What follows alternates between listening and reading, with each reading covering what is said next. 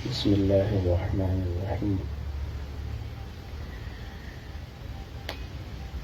ان اللہ وملائکتہ یصلون علی النبی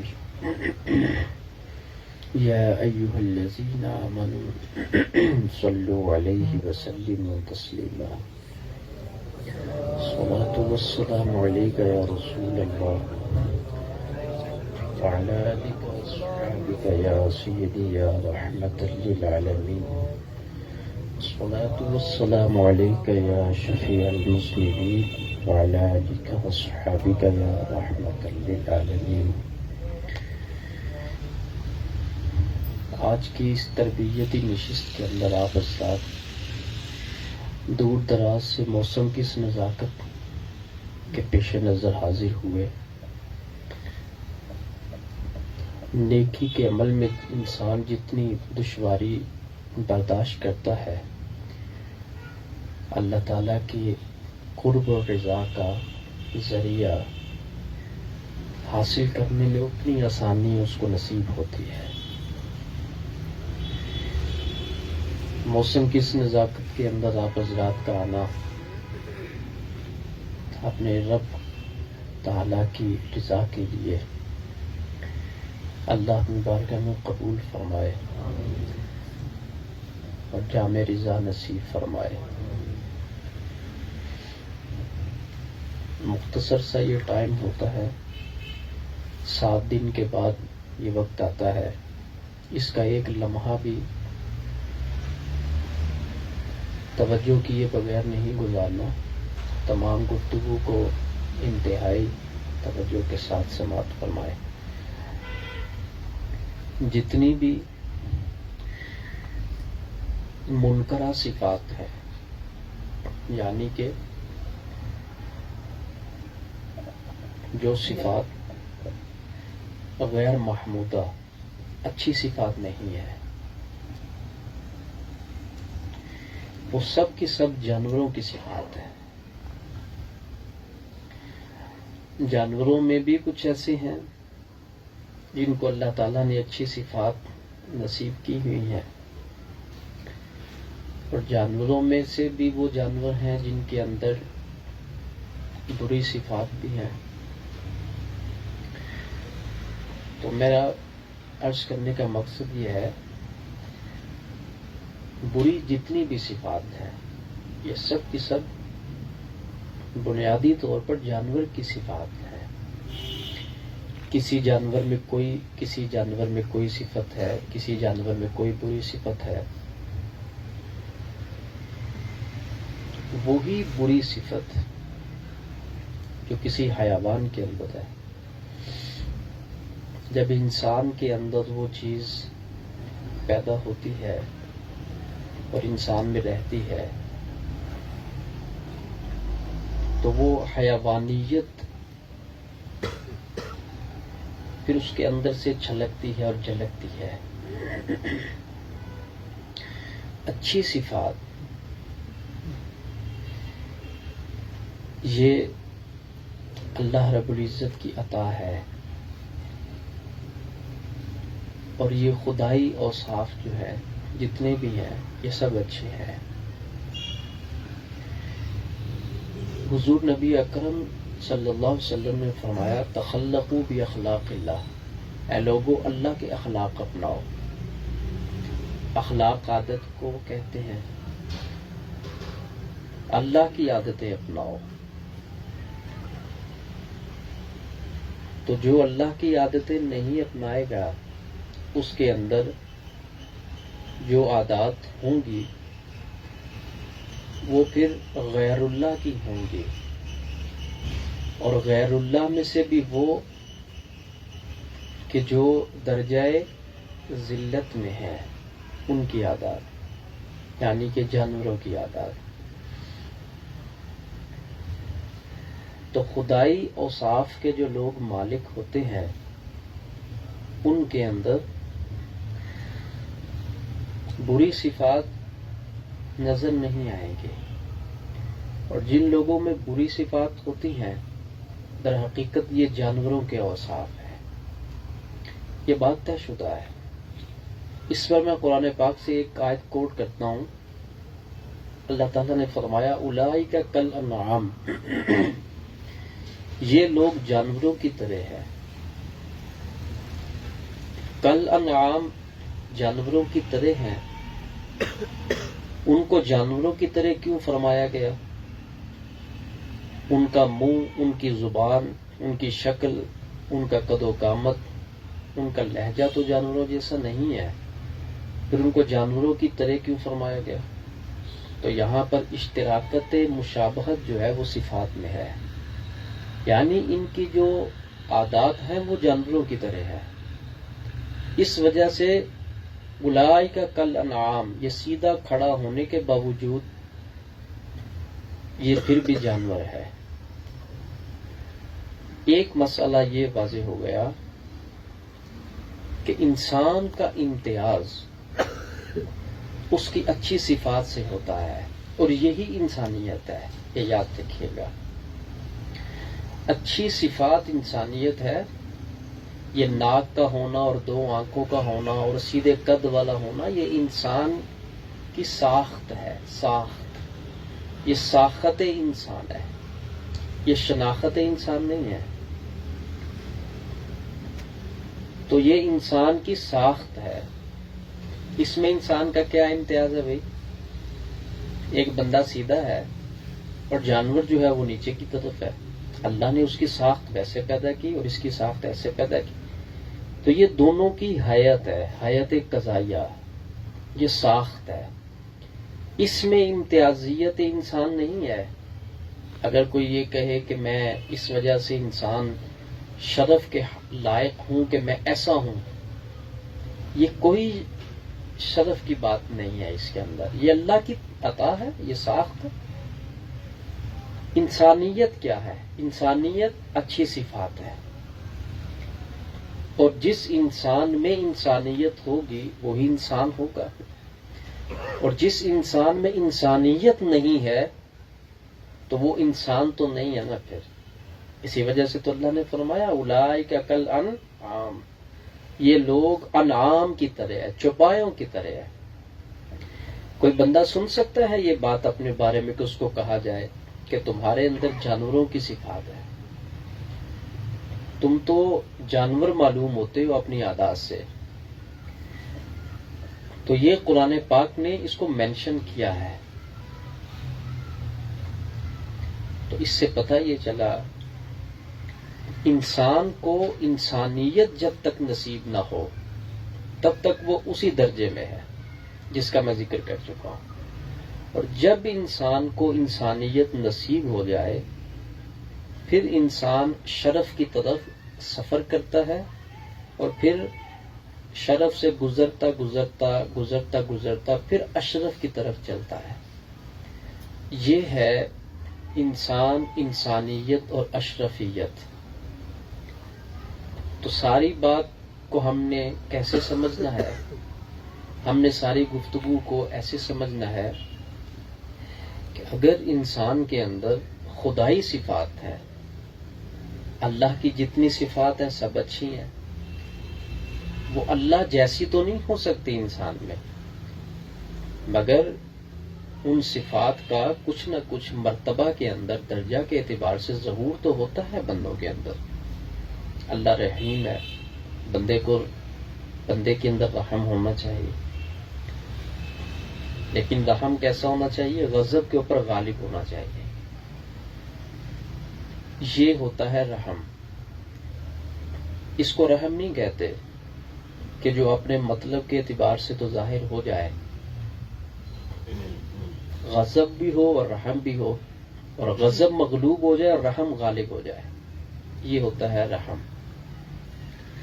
خیر، ان صفات کی ڈیٹیل کے اندر میں ابھی نہیں جانا چاہتا. میں عرض یہ کرنا چاہتا ہوں انسان کیا ہے اور انسان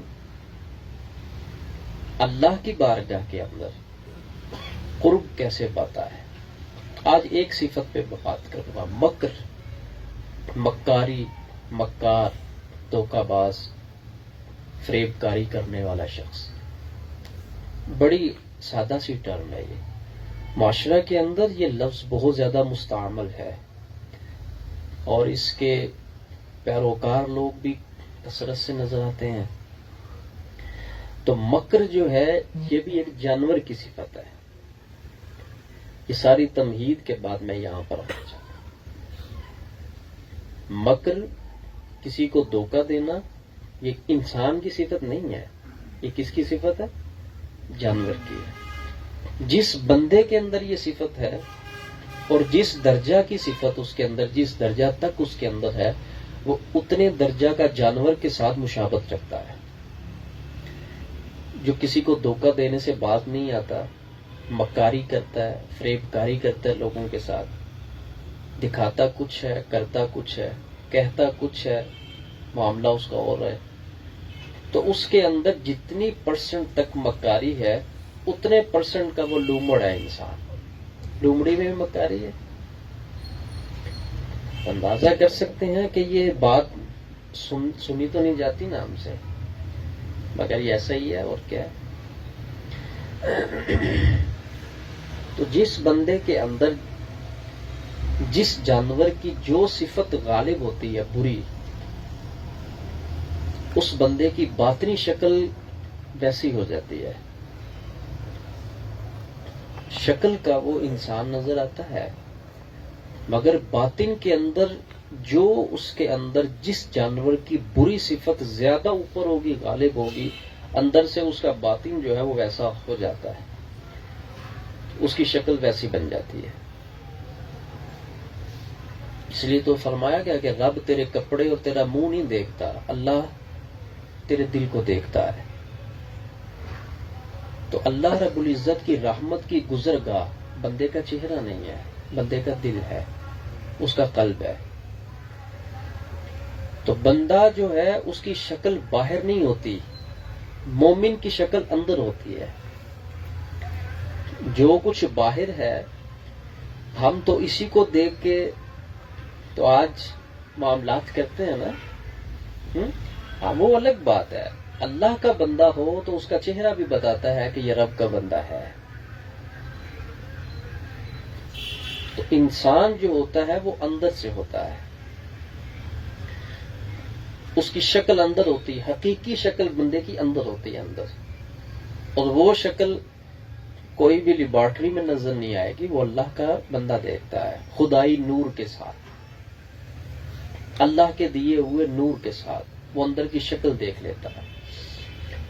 تو جب وہ شکل دیکھتا ہے تو اس کے پاس بیٹھنے والا اور آنے والا جس وقت قریب ہوتا ہے وہ کہتا ہے یہ تو اندر سے کس طرح کا بن چکا ہوا. پھر ان صفات کے خاتمہ کے لیے اگر وہ مرید ہے تو مرشد ان صفات کا خاتمہ کرے گا پھر، تاکہ اس کی شکل تو بندوں جیسی ہو، یہ اندر سے تو انسان نظر آئے. یہاں پر جس وقت آتے ہیں ہم لوگ، یہاں سے مرید دوڑتا ہے. جس جگہ پر تماشا بازی ہے، ڈھول بازی ہے، شریعت کی خلاف ورزی ہے، وہاں کے مریدین کی استقامت ان لوگوں سے بہت زیادہ ہوتی ہے جس جگہ پر تربیت کا سما ہوتا ہے. تربیت کے پلیٹ فارم پہ کوئی کھڑا ہوتا ہے، چونکہ تربیت کے لیے طبیعت چھوڑنی پڑتی ہے، اور طبیعت چھوڑنا ہی تو سب سے بڑا جہاد ہے. طبیعت پرست انسان تربیت سے عاری ہوتا ہے، اور تربیت پرست انسان طبیعت پہ گرفت پاتا ہے. جو لوگ تربیت نہیں لیتے وہ طبیعت پرست ہوتے ہیں، طبع پرست، عادت پرست، خواہش پرست، من پسند. تربیت کے عاری جو ہیں وہ تو پھر طبیعت کے پیروکار ہیں وہ. تو جو لوگ تربیت پسند ہوتے ہیں، اپنے اوپر تربیت وارد کرتے ہیں، وہ طبیعت کا قتل کرتے ہیں پھر. اور یہی سب سے بڑا جہاد ہے جس کو حضور نے فرمایا بڑا جہاد نفس کا جہاد ہے. کیوں؟ کیونکہ اس کے ساتھ تو ہر لمحے آپ نے لڑنا ہے. اندر سے اس نے کوئی خواہش دماغ کے اندر گندی اور بری پھینک دی تو آپ نے دو ہی صورتیں ہیں نا، یا اس کی خلاف ورزی کریں گے یا اس کو قبول کر کے چل پڑیں گے. اگر اس کی خلاف ورزی کریں گے تو جہاد ہے، اور اگر قبول کر کے چل پڑے ہیں آپ تو پھر تو جہاد نہیں ہے نا یہ۔ اگر اس نے کہا کہ یہ ایسا کر دو، یہ گناہ آنکھ سے یوں کر دو، اس نے حملہ کیا نا، اب آپ نے تقوی کی تلوار پکڑی اور اللہ کا خوف اندر رکھتے ہوئے کہا کہ میں ایسا نہیں کروں گا، تو آپ نے اس کی خلاف ورزی کی، اور یہ آپ کا جہاد ہے۔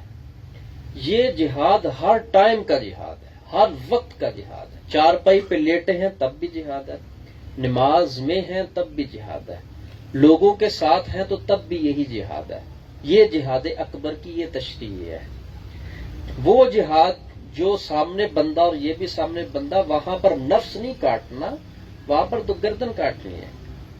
تو تلوار کے ساتھ گردن کاٹنا آسان اور چھوٹا جہاد، اور نفس کی گردن کاٹنا جو کہ ایسا بت ہے کہ جس کو ایک مرتبہ کاٹو گے یہ دوبارہ پھر خود زندہ ہوتا ہے، دوبارہ پھر زندہ ہوتا ہے، یہ پھر دوبارہ زندہ ہوتا ہے، مسلسل مشقت کے ساتھ، روزے رکھنے کے ساتھ، رات کی عبادات کے ساتھ، کہیں جا کر اس کا سر جھکتا ہے، مرتا نہیں ہے۔ یہ سب سے بہترین جو اس کو پٹا ڈالنے کے لیے اولیاء اللہ نے جو طریقہ بتایا وہ اس کو بھوکا رکھنا ہے۔ عبادت کر لو، یہ جھکے گا نہیں، یا آپ کو دوسری راہ پہ ڈال دے گا۔ متقی ہو تم، پرہیزگار ہو تم،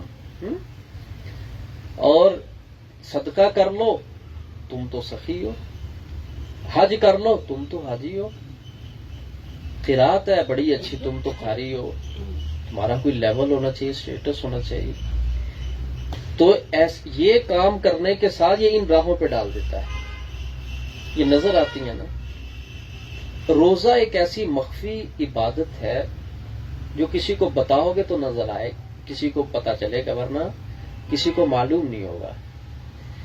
تو نفس کو جھکانے کے لیے یہ لفظ نوٹ کریے گا، ایک ایک لفظ میں کوشش کر رہا ہوں کہ اس کے مطابق عرض کیا جائے۔ نفس کو جھکانے کے لیے جس شخص کا واقعی ارادہ ہے کہ اس نے اللہ کے قریب ہونا ہے، میں اس کو بتا رہا ہوں کہ بات سب کے لیے نہیں ہے یہ بات، جس کا واقعتاً ارادہ ہے کہ میں خدا کے قریب ہونا چاہتا ہوں، اس کی پہلی سیڑھی یہ ہے وہ بھوکا رکھے اپنے آپ کو۔ سب سے پہلے اس کو کم کھلائے، جتنا بھوکا رہے گا نا انسان اتنی قوت معطل ہوگی، اور جتنی انسان کی قوت معطل ہوگی اتنا انسان شر اور شرارت اور گناہ کی طرف لپکے گا نہیں، کیونکہ اس کی تو نظر رہے گی اپنے اس بھوک کی طرف جو وہ کاٹ رہا ہے، توجہ بھوک کی طرف رہے گی۔ تو یہ چھوٹا سا فلسفہ میں نے آپ کو بیان کیا، قرب خدا بندی کی پہلی سیڑھی نفس کو بھوکا رکھنا۔ جو لوگ اس فلسفہ میں کھاتے نا، کھاؤں گا نہیں تو کام کیسے کروں گا، وہ کام بھی کرتے ہیں اور بھی بہت کچھ کرتے ہیں وہ اس فلسفہ کے ساتھ۔ تو میں نے یہ دیکھا ہے جو کھاتا ہے وہ پھر عمر کے ایک حصہ میں کھایا جاتا ہے، اور جو کم کھاتا ہے وہ ساری عمر پھر تسلسل کے ساتھ آسانی سے چلتا ہے۔ جو لوگ ٹھیک ٹھاک کھاتے ہیں نا، ٹھیک ہے، یہی پچھلی عمر میں لگاتے ہیں زیادہ، اور جو لوگ سنت کے نہج اور طریق پر چلتے ہوئے کم کھاتے ہیں، ناراض نہ ہوئیے گا، اس پوری محفل میں شاید کوئی بتا سکے، علماء کو چھوڑ کر کوئی شاید بتا سکے کہ حضور علیہ الصلوۃ والسلام کی خوراک مبارک ہر روز کی کتنی تھی۔ تو غلامی رسول میں موت بھی قبول ہے۔ ہمیں اپنے پیارے آقا کریم علیہ الصلوۃ والسلام کی ایک دن کی زندگی کا معمول نہیں پتا، اور ہم عاشق بھی ہیں، اور ہم عاشق کہلانا بھی چاہتے ہیں۔ ایسا ہے، ہمیں معلوم نہیں ہے نا، نہیں معلوم ہے۔ تو یہ جو میں باتیں کر رہا ہوں آپ کو، اللہ مجھے بھی اور آپ سب کو اس پر عمل کی توفیق عطا کر دے۔ تو میں بات کر رہا تھا مکر کی، کہ مکر جو ہے ہو یا کوئی بھی بری صفت جو ہے، یہ کن کی ہوتی ہیں؟ جانوروں کی. اسی وجہ سے اللہ نے فرمایا یہ انسان نہیں ہے، یہ جانور ہے. اور اس سے بھی آگے، بلکہ اس سے بھی آگے ذلت بیان کرتے ہوئے بل ہم اضل، یہ صرف جانور نہیں ہے، وہ بھی کسی درجہ میں شعور رکھتے ہیں. بل ہم اضل، یہ تو ان سے بھی زیادہ گمراہ ہے. کون؟ چمڑی والا بندہ جس کے منہ کے اوپر ناک، آنکھیں، کان ہے. اللہ نے فرمایا یہ جانور، بلکہ اس سے بھی آگے. تو میں دوبارہ یہ بات عرض کرنا چاہتا ہوں، انسان جانور تک کیسے پہنچا؟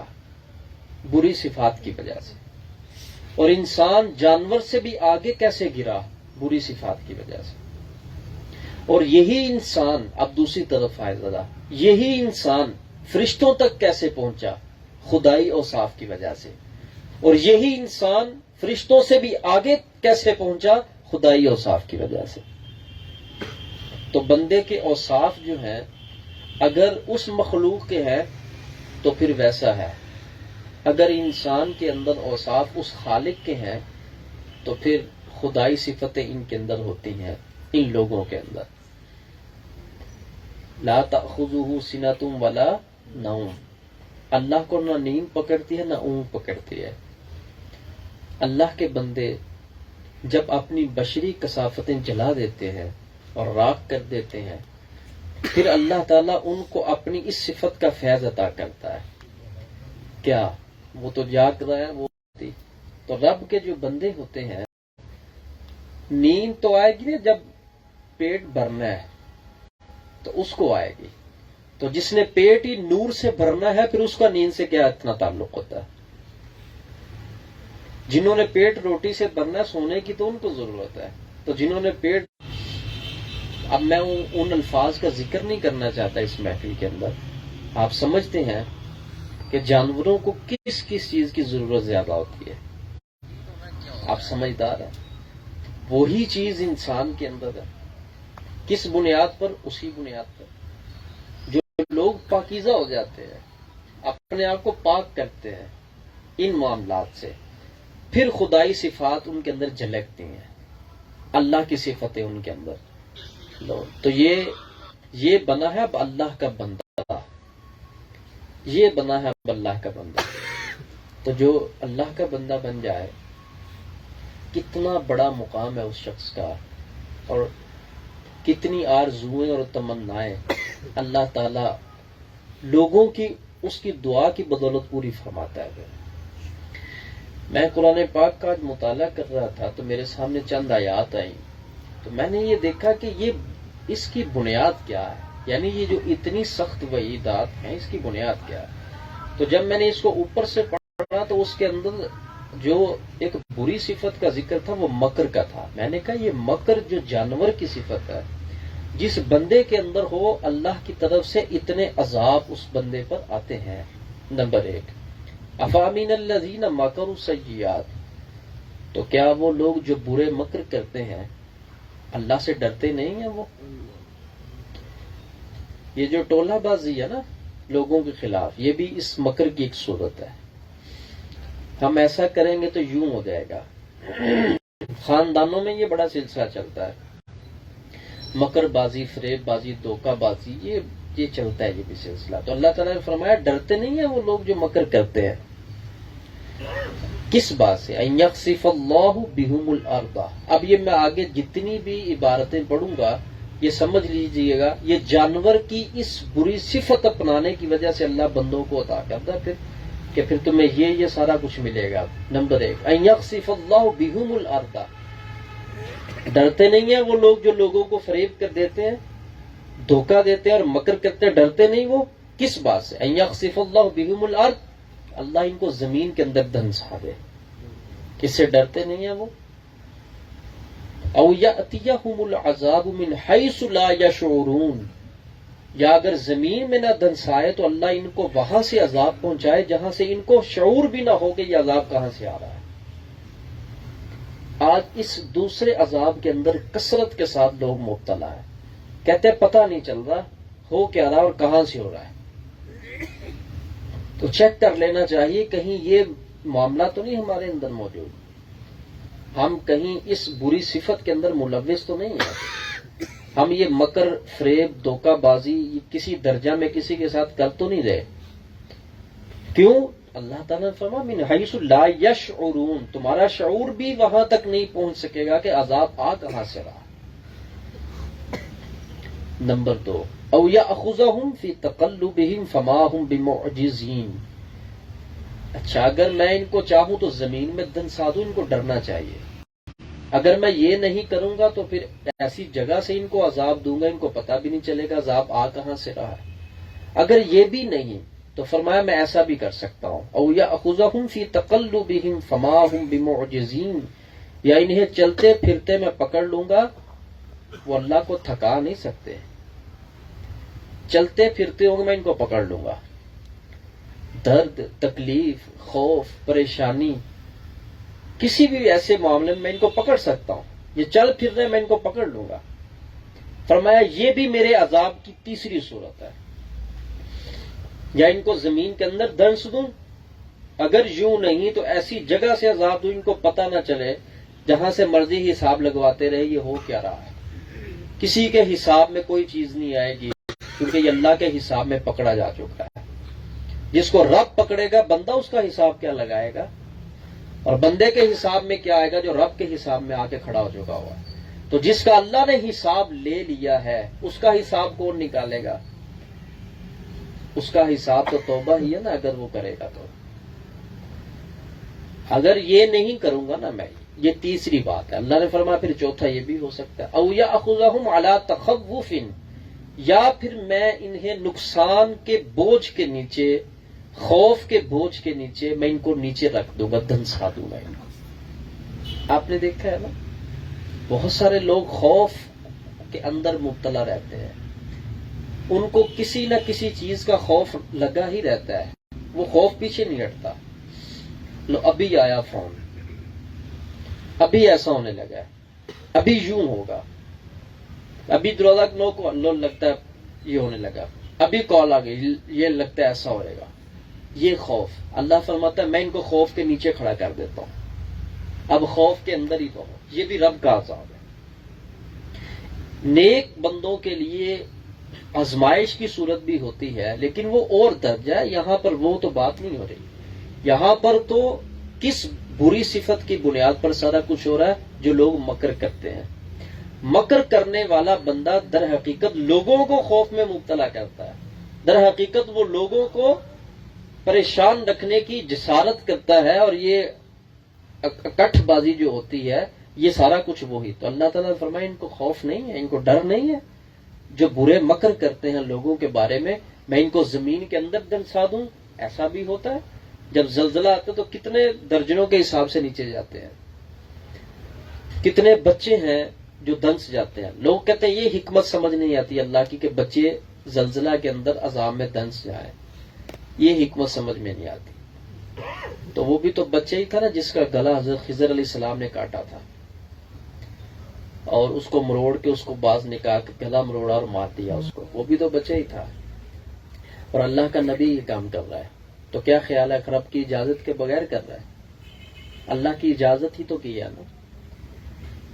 وہ علم الاسرار کے جو خزانوں کے مالک حضرت خضر علیہ السلام، اللہ کی اجازت تھی تو اس بچے کو مار دیا نا.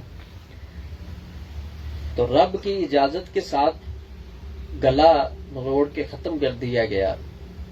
وہاں حکمت کیا تھی؟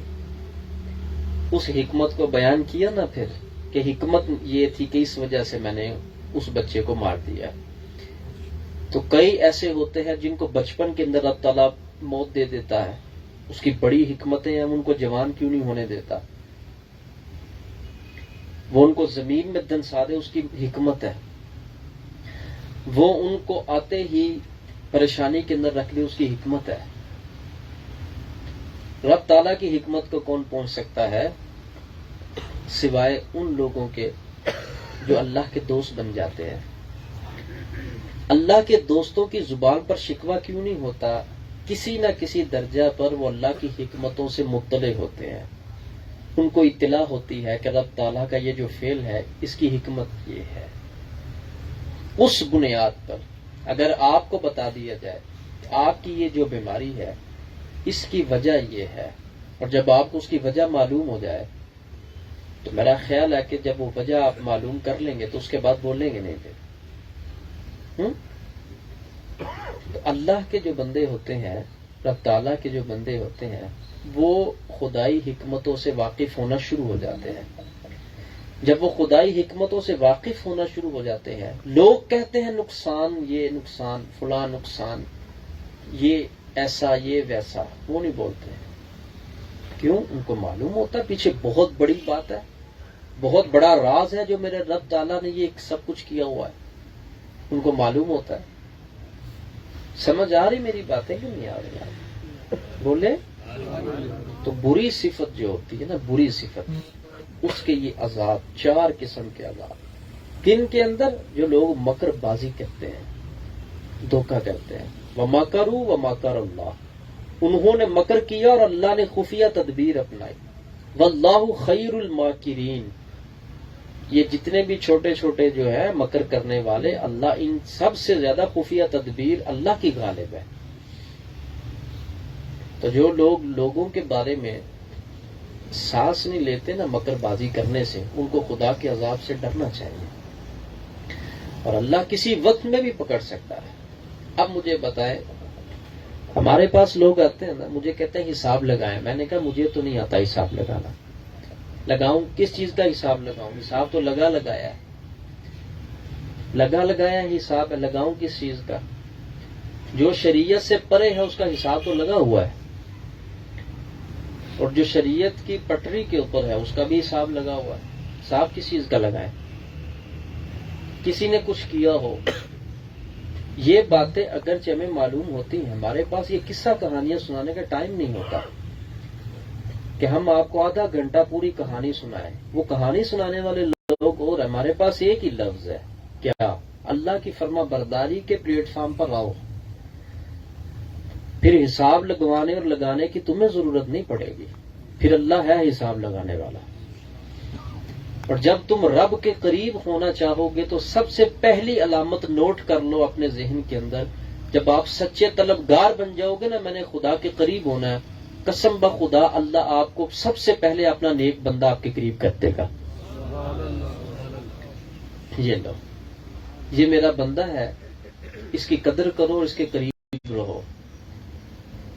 تو ہماری عوام کو لوگوں نے جو الٹی عادتیں ڈال دی ہوئی ہیں نا، وہ ساری میں چیک کرتا رہتا ہوں۔ یہاں پہ لوگ آ کے جب گفتگو کرتے ہیں نا، مجھے کہتے ہیں یہ ذرا حساب تو لگائے۔ میں نے کہا بھائی مجھے کوئی حساب نہیں لگانا آتا، یہ صاف سیدھی بات ہے، ہمیں کوئی حساب وصوب نہیں کرنا آتا۔ وہ حساب مجھے بچپن والا ضرور آتا ہے، منفی، جمع، ضرب، تقسیم، وہ آتا ہے، مجھے یہ حساب نہیں آتے جو آپ حساب کرو۔ حساب میں نے ابھی عرض کیا لگا ہوا ہے، حساب ہے، حساب کی کون سی بات ہے؟ جو رسول اللہ صلی اللہ علیہ وسلم کی شریعت کو چھوڑ کر زندگی گزار رہا ہے، اس نے کیا حساب لگوانا ہے؟ لگا نہیں ہوا حساب، بول لیں۔ تو جو حضور علیہ السلام کی پیروی کے اندر زندگی گزارے گا اس کا بھی حساب لگا ہوا ہے، اور قرآن نے ہر چیز بیان کر دی ہے۔ یہ جتنی باتیں میں نے بیان کی ہیں، جو کہتے ہیں سمجھ نہیں آ رہی ہو کیا رہا اور کہاں سے ہو رہا ہے، تو اللہ تعالیٰ فرماتا ہے میں ایسی جگہ سے پکڑوں گا کوئی سمجھ بھی نہیں سکے گا۔ پھر فرمایا ہی یہ کلمہ ہی ہے، من حیث لا یشعرون، شعور بھی نہیں ہوگا تمہیں، تم جو کچھ مرضی کرو تمہیں پتہ ہی نہیں چلنا ہو کیا رہا ہے، کیونکہ پکڑا میں نے ہے۔ اور رب کے بندے تو بولیں گے نہیں، کیونکہ بولنا اجازت سے باہر ہوتا ہے، وہ نہیں بولیں گے کبھی بھی، ان کا خدائی وعدہ ہوتا ہے، وہ کیسے بولیں گے؟ ہاں، وہ یہ اتنی ضرور رہنمائی کر دیتے ہیں، جب ہم لوگوں کو کوئی بات کہتے ہیں نا کہ اس کا حل یہ ہے، کہتے ہیں لو یہ بھی کوئی حل ہے، ان کو کہیں نا توبہ کرو۔ اچھا، جو بھی مریض آتا نا یہاں پر، میں اس کو کہتا ہوں محفل میں ضرور آیا کرو، تو بعض لوگ مطمئن ہو جاتے ہیں، بعض نہیں ہوتے، کہتے ہیں لو میں مسئلہ لے کر آیا تھا، انہوں نے مجھے آگے محفل میں آنے کی دعوت دے دی۔ اب محفل میں آؤ گے تو محفل میں آ کر جب دعا ہوگی، اتنے لوگ بیٹھیں گے، ذکر ہوگا، تو یہ جو اتنا موٹا سنگل لگا ہوا ہے، وہ اللہ کی رحمت جب برسے گی تو کیا پتا کہ پہلی محفل میں ٹوٹ جائے، پہلی محفل کے اندر ہی وہ ٹوٹ جائے۔ اب لوگ ان معاملات کو سمجھتے نہیں ہیں، زندگی کے کس گناہ نے کالی بلا بن کے اس نے تجھے منہ میں ڈالا ہوا ہے. اب تجھے ضرورت ہے توبہ کی، اور ایسی جگہ سے تجھے توبہ کا جام پلایا جائے کہ جو صافی اور شافی ہو، وہاں بیٹھ کے توبہ کی جائے. منفردن، اکیلے ہو کر توبہ کرنے میں تو انسان جستجو بھی نہیں رکھ سکتا توبہ کی. اجتماعی طور پر جو توبہ ہوتی ہے اور اس کے جو اثرات ہوتے ہیں اور اس کا جو انقلاب ہوتا ہے بدنی روحی زندگی کے اوپر اور خدا کی رضا کے اوپر، سب سے بڑھ کر اجتماعی توبہ کے اندر جو اللہ کے ساتھ جو انسان کا تعلق ہوتا ہے اس وقت کے اندر. اب آپ میں سے کوئی کہہ سکتا ہے یہ بات کہ ابھی جو درس قرآن ہو رہا ہے تو اللہ کی رحمت نہیں برس رہی؟ برس رہی نا، چھم چھم برس رہی ہے. یہ تو پردے کے پیچھے کی بات ہے نا. تو جن کو اللہ تعالیٰ نے کچھ اپنے رازوں میں سے کچھ دیکھنے کی آنکھ دی ہوئی ہے، یہ تو پھر وہی دیکھ کے کہیں گے نا اے انسان یہ محفل کبھی نہ چھوڑ، کبھی نہ چھوڑ، تجھے پتہ نہیں. جو یقین والے ہوتے ہیں وہ تر جاتے ہیں، وہ پا جاتے ہیں، وہ کہتے ہیں ہاں ٹھیک ہے دعوت ساری دیتے ہیں، سب بھی دعوت دیتے ہیں، یہ دعوت کی کون سی بات ہے، محفل کی کون سی بات ہے. تو بتانا اجازت سے باہر ہوتا ہے. یہ حساب اور یہ کتاب والا یہ پلیٹ فارم نہیں ہے. یہاں پر وہ حساب نہیں لگتے جو لوگ اپنی بیٹھک میں بیٹھ کے لگاتے ہیں، دکانداریوں والے کام کرتے ہیں. یہاں نہیں وہ لگتے حساب. یہاں حساب ایک ہی ہے، کیا؟ نافرمانی چھوڑ خدا کی، فرما بردار بن، اور تجھے رسول اللہ صلی اللہ علیہ وسلم کی شریعت پر کھڑا کرے اور تیرا منہ مدینہ کی طرف کرے. پھر دیکھ تیرے کیسے دکھ پیچھے ہٹتے ہیں اور حضور کی رحمت تجھے پکڑ کیسے خدا کے قریب لے جاتی ہے. یہاں حساب یہ والا ہے. یہاں وہ والا حساب نہیں ہے جو حساب لوگوں کے پاس ہے. اور یہ ہے وہ راز اور یہ ہے وہ سر اور وہ فلسفہ جو میں کہتا ہوں محفل میں آیا کرو، بار بار محفل میں آیا کرو. کیوں؟ کیونکہ ہمیں پتہ نا کہ اس محفل میں کیا ہے. اور جس وقت انسان درس قرآن کے اندر آتا ہے، سنتا ہے، یہ جو کچھ ہو رہا ہے آپ کو معلوم ہے. آپ قرآن کا درس سن رہے ہیں اور اس کا جو نور ہے نکل کے وہ کیسے جسموں کے اندر پیوست ہو کے کتنی چیزیں کاٹ رہا ہے اور آنے والی کتنی تکالیف کے لیے رب نے رکاوٹ بنا دی ہے. آپ کو معلوم ہے. کیا کروں میں کہ لفظی باتیں ہی ہیں یہ وہ جو اس دور کے سارے مکار لوگ بھی یوز کرتے ہیں. تو جو شناخت والے لوگ ہیں اللہ تعالیٰ ہی ہے نا جس کو پھر یقین کی دولت دے دے. پھر رب جس کو یقین کی دولت دے دے تو جڑے رہنے سے لوگ بہت کچھ پا جاتے ہیں. جو لوگ جڑے رہتے ہیں ان کو بہت کچھ نصیب ہو جاتا ہے. تو یہ دیکھ لیں، یہ جو میں نے آیات پڑھی ہیں ان آیات پر غور کر لیا جائے تو یہ جو گفتگو ہے نا اگر آپ اس کو ہر روز سنیں، ہم لوگ یقین کریں ہم لوگ رب کے فرما بردار بنے بغیر اتنا کچھ رب سے لے رہے ہیں، اتنا کچھ لے رہے ہیں اور فرما برداری تو کرتے ہی نہیں ہیں. تو کیا عالم ہوگا کہ جب خدا کے فرما بردار اور مطیع بن جائیں گے پھر اللہ دے گا تو کون سے خزانوں میں سے دے گا. پھر یہ تو نافرمانی کے اوپر کھڑے ہو کر زندگی گزارنے کے باوجود اتنا لے رہے ہیں. دے کوئی ایسے نافرمانی کے اوپر کھڑے ہو کر رب سے اتنی آرزویں پوری کرواتے ہیں، اتنا مال، اتنی دولت، تمام اخراجات، سب کچھ، اور لیول کیا ہے نافرمانی کا ہے. تو جب مطیع اور فرما بردار بنیں گے نا پھر اللہ اپنے خزانے کھولے گا پھر، اور اللہ اپنے خزانوں کے اندر سے اپنے بندوں کو پھر خاص رزق عطا فرمائے گا. خاص رزق. اور اس کے طلبگار جو ہیں وہ اس دنیا میں خال خال ہے، بہت کم ہے، بہت کم. میں اس وجہ سے خوش ہو رہا ہوں کہ سردی تو بہت زیادہ ہے، اس میں کوئی شک نہیں ہے. بار بار یہ کہنے سے اس نے کم تو ہونا نہیں ہے. یہ خدائی فیصلے ہیں، اللہ کی حکمت ہے. اسی موسم کو سرد کرنے کے لیے تو ہم نے لاکھوں روپیہ لگا کے اسی لگائے ہوئے ہوتے ہیں. اس لیے اللہ تعالیٰ نے انسان کو دو مزاج دیے ہیں، یہ دونوں حالتوں میں خوش نہیں ہے. ادھر سے گزر کر دیکھ لیں سردی بہت ہے، جب گرمی آئے گی ادھر سے گزر کے دیکھ گرمی بہت ہے. تو اللہ کے جو بندے ہوتے ہیں، میں یہ بھی ایک اچھی صفت نہیں ہوتی. خاموشی ہے ٹھیک ہے، بس اللہ کی مرضی ہے. اللہ تعالیٰ کی مرضی. اور آپ اس موسم کے اندر آئے، تشریف لائے. آپ سردی کہاں نہیں لگتی؟ جب ہے تو لگنی تو ہے نا. بند کمرہ بھی ہو تو لگے گی وہ وہاں پر، اس نے اپنا کام تو کرنا ہی کرنا ہے. تو میں نہیں سمجھتا کہ جو لوگ طلبگار سچے ہوتے ہیں ان کو موسم کی کیفیت روکے. وہ کیفیت موسم کی کیفیت سے نہیں روکتے. وہ یا تو گھر میں بیٹھے ہوئے لگے نا سردی تو پھر تو وہ عذر مقبول ہے. تو جب یہ بات ہی نہیں ہے پھر تو یہ کہنا تو بنتا ہی نہیں ہے نا. میں یہ آپ کو گزارش کروں گا کہ آپ اس گفتگو کو، میں نے پچھلی مرتبہ عرض کیا، پوری محفل میں سے مجھے جن پر توقع اور یقین تھا انہی نے ہاتھ کھڑا کیا کہ میں نے 5 مرتبہ سنا ہے. آپ یقین کریے گا مجھے انہی پر توقع تھی کہ وہی ہاتھ کھڑا کریں گے. مجھے باقی پتہ نا، کسی نے بڑی اچھی مثال پیچھے سے میں بیٹھا تھا کہ باپ کو پتا ہوتا ہے کہ میرا بیٹا کیا ہے، میرے بیٹے میں عادتیں کون کون سی ہیں. تو مرشد تو پھر مرشد ہوتا ہے. باپ کے پاس وہ آنکھ تو نہیں ہوتی نا، ہر باپ کے پاس. پیر کے پاس تو آنکھ ہوتی ہے، دیکھتا ہے نا، اس کو پتا ہوتا ہے یہ میرا مرید کتنے جوگا ہے، کتنے پانی میں کھڑا ہے.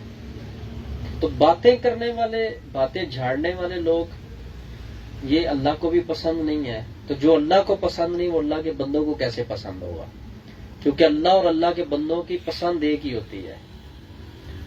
جو رب کو پسند وہی اس کے بندوں کو پسند، اور جو رب کو پسند نہیں ہے اس کے بندوں کو بھی پسند نہیں ہے. یہ خدا کے بندوں کی علامت ہوتی ہے. ان کو دیکھ لیا جائے، جو چیز اللہ کو ناپسند ہے وہ ان کو ضرور ناپسند لگے گی، اور جو اللہ کو پسند ہے ان کو پسند لگے گی. وہ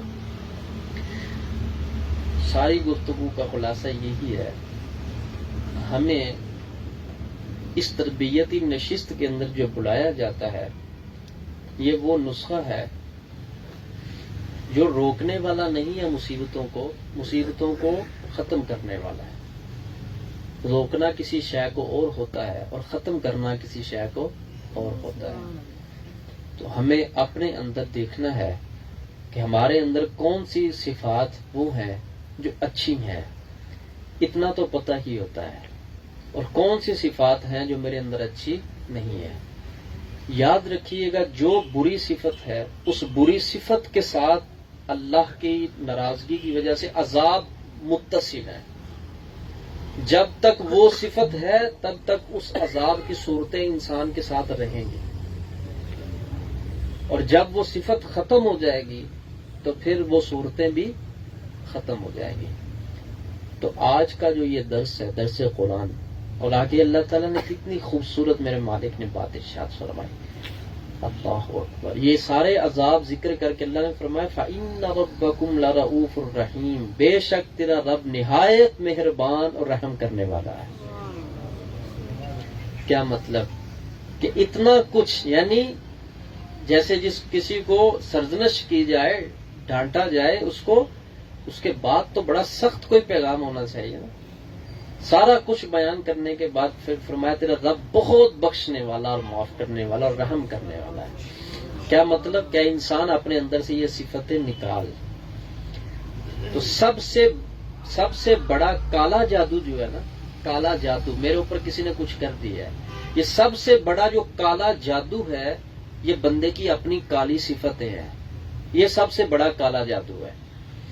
ایک شخص کہنے لگا میرے اوپر کسی نے کیا کیا ہے وہ تو دیکھیں. میں نے کہا وہ اگر دیکھ لیں، وہ ختم ہو جائے تو ناراض نہ ہوئے گا. جو آپ نے خود اپنے اوپر کیے اس کو کون دور کرے گا؟ باتیں تو دو ہیں. وہ جو کسی نے کیا ہے نا، چلو وہ ہم کر دیتے ہیں، تو جو آپ نے کیا وہ کون کرے گا؟ وہ بندہ مطلب محبت والا تھا تو بات سن کے برداشت کرے گا، اس کو سمجھ تو آ گئی بات. مطلب میرا دوست تھا تو میں نے ان کو کہا جو آپ نے کیا ہوا اپنے اوپر اس جادو کو کیسے کاٹیں گے آپ؟ کہتے بندہ بھی اپنے اوپر کرتا ہے. میں نے کہا جو بندہ کالا کرتا ہے نا وہ بڑا سخت کالا کرتا ہے. وہ دل بھی کالا کر جاتا ہے، وہ روح بھی کالی کر جاتا ہے، وہ سب کچھ ہی کالا کر جاتا ہے. اور جو کوئی کالا کرتا ہے نا تو وہ کالی چیزیں ہوتی ہیں، وہ ایک عمل ہوتا ہے، ٹوٹ جاتی ہے. تو جو بندہ کالا کرتا ہے اس کی کالک جیسی تو کوئی کالک نہیں ہے، اس کی سیاہی جیسی. تو وہ آپ کیسے کاٹیں گے؟ اس کو بات سمجھ میں آ گئی، وہ اب تک الحمدللہ ہے رابطے میں. اللہ اس کو توفیق دے کہ وہ یہاں بھی آ جائے. تو رابطہ اور ہوتا ہے، ضابطہ اور ہوتا ہے. ان دونوں میں فرق ہے. تو آج کی ساری گفتگو کا خلاصہ میں بار بار عرض کر چکا ہوں آپ کو. تو یہاں پر دونوں چیزیں ہی دی جاتی ہیں الحمدللہ. جو کسی نے کیا ہوا ہے، جب آپ آ چکے ہیں نا یہاں پر، میں دعویٰ کر کے نہیں کہہ رہا، میں رب تعالیٰ کی ذات پر یقین کرتے ہوئے کہہ رہا ہوں. جب آپ آ چکے ہیں نا، اب کالے کو بھول جائے. جو خود کالا کیا ہوا اس کو چھوڑنا شروع کریں. آپ اس فکر میں لگے، وہ فکر ہمیں دے دیں. آپ بندہ سمجھتا نہیں ہے. جس وقت آپ پڑھتے ہیں نا اعوذ باللہ من الشیطان الرجیم، جتنی مرضی بلا، سب سے بڑی بلا تو ان سب کا جو باپ ہے وہ تو ابلیس ہے نا. جیسے ہی انسان نیک کلمات اچھے پڑھنا شروع کرتا ہے، اس کا وجود بھی چھوٹا ہونا شروع ہو جاتا ہے، تھر تھرانا شروع ہو جاتا ہے. وہ یہ اللہ کے کلام کی جلالت ہے جو تمہیں نظر نہیں آتی، آپ کے مخالف چیزوں پہ پڑتی ہے. سمجھ آ رہی میری بات؟ آپ پڑھتے ہیں نا جب یہ کلمات، تو اس کا اثر ان پہ پڑتا ہے. تو جب ان کے اوپر پڑتا ہے تو اس کی وجہ سے پھر دائیں بائیں ہو جاتا ہے معاملہ. تو ان سب کا باپ تو ابلیس ہے نا. تو حضور علیہ الصلوۃ والسلام کے جو فرمودات ہیں، یہ پڑھو تو بھاگ جائے گا، یہ پڑھو تو پیچھے ہٹ جائے گا، یہ پڑھو تو پیچھے ہٹ جائے گا. تو یہ چھوٹے چھوٹے کیا ہے. اصل میں بات یہ ہے کہ جس بندے نے خود اپنے آپ کو کالا کر کے مرکز کالے جادو کا اپنے آپ کو بنا دیا ہوا ہے، اس کا جادو بھائی کیسے کاٹے. بعض ایسے بھی لوگ ہیں، مطلب وہ ہمیں پہچانتے ہیں کہ مطلب جن کو جلدی اللہ آرام دے دیتا ہے، ٹھیک ہے، اور وہ جن کو تھوڑا ٹائم لگ جاتا ہے. میں نے ابھی تک اس فیلڈ میں جب تک سے میں نے پاؤں رکھا ہوا ہے اللہ کی رحمت سے، میں نے نہیں دیکھا کہ جو شخص ہم سے متعلق ہے اور وہ محروم ہے. ایسا میں نے نہیں دیکھا. فیض ضرور ملتا ہے اس کو، اللہ کی رحمت اور کرم نوازی ضرور ہوتی ہے. کسی کا پیریڈ زیادہ ہو جاتا ہے، بس یہی فرق ہے، اور تو کوئی بات نہیں ہے. ٹائم کا کچھ انتظار کرنا ہوتا ہے، اور کچھ اندر بہت باتیں ہوتی ہیں. تو اس وجہ سے میں آپ سب سے یہ گزارش کر رہا ہوں، آپ اس محفل کو لازم پکڑ لیں. اس محفل کے اثرات آپ کے بدن اور روح اور قلب کے اوپر کیا مرتب ہو رہے ہیں، اس گفتگو کے بعد آپ خود اپنے آپ سے پوچھ لیں. تو میں نے جو باتیں آپ کو عرض کی ہیں، یہ باتیں نہیں ہیں. خاص طور پر ان کا زیادہ حق بنتا ہے جو ارادت کا تعلق قائم کیے ہوا ہے، جو مرید ہیں. ان کے اوپر تو مرشد کے حقوق بہت زیادہ ہیں. اگر وہ سمجھیں تو، اگر وہ اس کی تعلیم لیں نا کہ مرشد کے حقوق کیا ہوتے ہیں اور میں کن حقوق کو پورا کر رہا ہوں، تو ہمیں پتہ چل سکتا ہے اپنی قابلیت کا.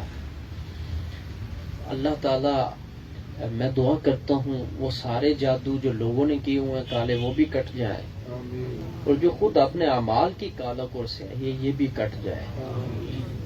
تو یہ جادو بڑا ہے جو نفس کرتا ہے، یہ نفس جادو کرتا ہے، یہ جادو بڑا ہے. اس جادو کا بھی کوئی علاج کریں، اور اس جادو کے علاج کی پہلی کڑی وہ بیعت کرنا ہے، مرید ہونا ہے. اور مرید کاروبار کھولنے کے لیے نہیں، مرید رب کے ساتھ جو تجارت کا کاروبار ہے وہ کھولنے کے لیے. کئیوں کا کاروبار ٹھیک نہیں ہوتا تو وہ کہتے ہیں ایک تو کچھ بھی نہیں ملیا، تو وہ ساری زندگی نا پھرتے ہی رہتے ہیں. پھر اللہ ان کو پھراتا ہے، چل پھر اب دائیں سے بھی چل، بائیں سے بھی چل، ادھر ادھر ٹھیک ٹھاک، جو کہ انہوں نے کاروبار جو سیٹ کروانا ہوتا ہے. تو کہیں جا کر ان کا کاروبار تھوڑا سا اوپر چلا، دیکھا نا کتنے پہنچے ہوئے ہیں. میں ادھر آیا تو آتے ہی کاروبار ٹھیک ہو گیا. اندر کا سارا کاروبار اگرچہ اس کا برباد ہو چکا ہو. تو یہ جو تحریک ہے، یہ جو تحریک بنائی گئی ہے، مجھے اس چیز کی جستجو تھی کسی وقت کے اندر. لوگوں کو کثرت کے ساتھ دعوت تو ہم دے رہے ہیں. ایک بندہ میں نے اولیاء اللہ کی زندگی میں پڑھا ہے جو آج کے مبلغ کے اندر جو تیزی ہے جن چیزوں کی، یہ اولیاء اللہ میں تو نہیں. ان سے بڑھ کے مبلغ کون ہے؟ کسی نے بات سنی، سمجھی، عمل کیا، ٹھیک ہے، نہیں کیا، وہ اپنے سفر پر رہے، گامزن رہے. تو آج جس کے ساتھ بندے نہیں جڑتے نا، اس کو سب سے بڑا مبلغ کو دکھ یہی ہوتا ہے. تم اللہ کا شکر ادا کرو کہ رب تعالیٰ نے جو تمہیں علم دیا ہے، وہ تو تمہیں علم اس وجہ سے نہیں دیا اللہ تعالیٰ نے کہ تم نے بندے کتنے جوڑے ہیں. سب سے پہلے اپنی نجات ہے. یہ اللہ کا تم دیکھو نا کرم کتنا ہے تمہارے اوپر. تو یہ جتنی اضافی گرمیاں ہیں، یہ جتنی اضافی پریشانیاں ہیں، یہ لا علمی ہے. اور یہ لا علمی ہم دور کرنا نہیں چاہتے. ہم کسی ایسی جگہ پہ بیٹھتے نہیں ہیں یہاں سے یہ لا علمی دور ہو. آپ سب لوگوں کو اللہ مبارک فرمائے آنا، اور آج کی اس بابرکت محفل کے صدقہ سے اللہ تعالی ہمارے احزان قلب دور فرمائے. اور یہ نفس جو عامل ہے، اس کے جادو جتنے بھی ہیں، اللہ تعالیٰ یہ سارے تعویذات ہمارے کاٹتے. اللہ رب العزت ہمیں اس نور قرآن کی برکت سے ہمیں قلبی بصیرت عطا فرمائے. وما علینا الا البلاغ المبین. ابھی دعا ہوگی تمام آباد. جو ذات عشاء کی نماز نہیں پڑھ کر آئے وہ ذرا ہاتھ کھڑے کرے. 95% یعنی 96% لوگ ایسے ہیں جنہوں نے عشاء کی نماز ٹھیک ہے. اب دیکھیں کتنی برکت. شروع محفل ہوئی، اب ابھی نماز پڑھی جائے گی، ابھی نماز کی برکتیں، پھر اس کے بعد دعا ہوگی. دعا کے بعد کھانا نہیں ہے، وہ لنگر ہے. لنگر کا مطلب ہوتا ہے باندھنے والی چیز. ہاں، جہاز کے ساتھ آپ جہاز کو جس چیز کے ساتھ باندھیں اس کو لنگر کہتے ہیں. ٹھیک ہے. تو بعض لوگوں کا یہ لنگر جسم باندھ لیتا ہے اور بعض لوگوں کی روح کو باندھ لیتا ہے. اب جیسی نیت ویسی مراد. آپ سمجھ رہے ہیں میری بات کو نا؟ تو یہ بھی ہمارے اولیاء کی تعلیمات میں رہا ہے کہ وہ اگر درس قرآن عطا کرتے یا حدیث کا نور تقسیم فرماتے تو، اور نگاہوں کا نور تقسیم فرماتے. ٹھیک ہے. یہ جو ہم دیکھ رہے ہیں نا، یہ ہمارا آپس میں تصادم ہو رہا ہے، یاد رکھیے گا. آپ مجھے دیکھ رہے ہیں، میں آپ کو دیکھ رہا ہوں. تو کہیں سے کیا نکل رہا ہے، کہیں سے کیا نکل رہا ہے، یہ تصادم ہوتا ہے نظروں کا. تو میری عادت میں الحمدللہ میں یہ کہہ سکتا ہوں شامل ہے، اور مجھے اس پر کوئی آر نہیں ہے بالکل بھی. میں چھوٹے بچے سے بھی بات کروں، میری کوشش ہوتی ہے. میں عادت کی بات مطلب کوشش کہہ سکتا ہوں. بچے کے ساتھ گفتگو کروں، میری کوشش ہوتی میں اس کی بھی آنکھوں میں آنکھیں نہ ڈالوں. کیونکہ یہ فلسفہ تو مجھے اچھی طرح پتا ہے کہ آنکھوں میں آنکھیں ڈالنے سے فائدہ کیا ہوتا ہے، نقصان کیا ہوتا ہے. قربان جاؤں میں اپنے پیارے آقا کی سنت پر. سبحان اللہ. آنکھیں جھکا کر چلنا اور آنکھیں جھکا کر بات کرنے میں حکمت کیا ہے. بعض لوگ تو ہوتا ہے نا، یوں ایسے مطلب کیا ہوتا ہے چہرہ اور مطلب کھلے بادشاہ بن کے. تو ادب استاذ کا، والدین کا، مرشد کا، وہ تو میں بات کرتا ہوں. میں یہ آپ کو ایک مطلب اس کا فزیکل فائدہ بتا رہا ہوں. میں فائدہ بتا رہا ہوں کہ یوں ایسے آنکھوں میں آنکھیں ڈال کے دیکھنا اور دیکھ کے باتیں کرنا، یہ تو ویسے بھی طبعی طور پر، جسمانی طور پر بھی انسان کے لیے ٹھیک نہیں ہے. یاد رکھیے گا بات. اور ایک میرے مرید ہیں، اللہ نے ان کو بڑا نوازا ہوا ہے ماشاءاللہ. میں نے ان کو پوچھا کہ آپ بھی ایسے کبھی دیکھا نہیں ہے آپ نے، میں نے آپ کو کبھی دیکھا نہیں کہ آپ آنکھیں اٹھا کے. کہتے اگر میں انہوں نے مجھے نہیں کہا، میں نے خود پوچھا، چونکہ جب بھی گفتگو ہوتی ہے آنکھیں نیچے آنکھیں نیچے. کہتے مجھے صحیح سے آپ کا چہرہ بھی یاد نہیں کہ آپ کا چہرہ کیسے، میں نے دیکھتا نہیں ہوں آنکھیں پھاڑ پھاڑ کے گاڑ کے. میں نے کہا وجہ کیا ہے بھائی؟ یہ نہیں کہ میرے ساتھ متعلق بات ہے تو سنا رہا ہوں، نہیں، میں اس بندے کی سوچ بتا رہا ہوں. تو کہتے کسی رب کے بندے سے سنا تھا کہ مرشد کو ایسے آنکھیں گاڑ گاڑ کے اور ایسے مطلب دیکھنا یہ بھی ادب کے خلاف ہوتا ہے. تو وہ بات اندر تھی. تو مجھے آپ کا چہرہ بھی صحیح یاد نہیں کہ آپ کا چہرہ ہے کیسے. میں نے کبھی آپ کو آج کل دیکھا ہے تو ایسے پھرتی ہوئی نگاہوں سے بس دیکھا ہے. اب اگر ایسا بندہ میں محفل میں کھڑا کر دوں کہ اس بندے کو دیکھ لیں آپ، یہ ہے وہ بندہ، تو ہماری عادت یہ ہوتی ہے کہ ہم لوگ تھرمامیٹر پکڑ کے اس کے ایپ شروع کر دیتے ہیں. ہاں یہ وہ بندہ ہے، یہ ہے وہ بندہ. تو میں اس بندے کی باریک بینی پر یقین کرے کہ میں خود مطلب حیران. میں نے کہا اللہ کی عطا ہے نا، پھر یہ رب تعالیٰ کی عطا ہے. کچھ ایسے ہیں جن پہ کچھ اثر نہیں کرتا اور کچھ ایسے ہیں جن پر اتنا کچھ اثر کر جاتا ہے. یہ رب تعالیٰ کی نعمتیں ہیں اور اللہ تعالیٰ کس کو کس کی بدولت عطا کرتا ہے. بنیاد تو ادب کی بات ہے. اللہ تعالیٰ ہم سب کو ادب کی توفیق نصیب فرمائے. اور ابھی نماز عشاء پڑھی جائے گی انشاءاللہ، باجماعت ادا کیجیے. اس کے بعد جو لنگر شریف ہے باطن دھلے گا انشاءاللہ تعالیٰ. اللہ کی رحمتیں بدس نہیں ہے نا، تو ہر مفید چیز کے اندر فائدہ ہوگا. لنگر بھی تناول فرمائے. اللہ ہم سب کی حاضری قبول فرمائے. وما علینا الا البلاغ. اللهم صل على سيدنا ومولانا محمد وعلى آل سيدنا ومولانا محمد وبارك وسلم. رب اغفر وارحم وانت خير الراحمين. اللهم أعنا على ذكرك وشكرك وحسن عبادتك. ربنا آتنا في الدنيا حسنة وفي الآخرة حسنة وقنا عذاب النار. ربنا ظلمنا أنفسنا وإن لم تغفر لنا وترحمنا لنكونن من الخاسرين.